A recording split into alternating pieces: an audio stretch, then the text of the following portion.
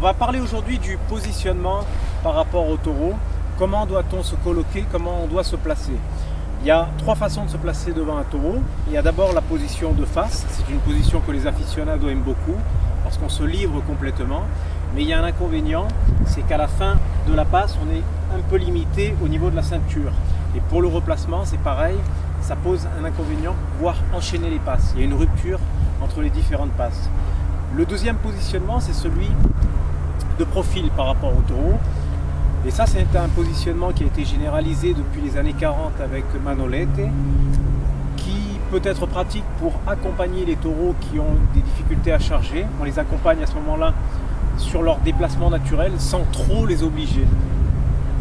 Le positionnement le plus traditionnel, le plus classique, c'est celui de 3/4, où on va avancer la jambe, où on va charger la suerte et où la passe va prendre toute sa plénitude. Donc l'idéal, c'est de se positionner dans les cornes, dans le berceau des cornes, d'avancer la moulette à condition que la charge du taureau soit très longue. On l'avance très loin devant, on toque, on appelle le taureau et à ce moment-là, on avance la jambe et on conduit le taureau le plus loin possible de manière à ce que le taureau contourne le corps du torero.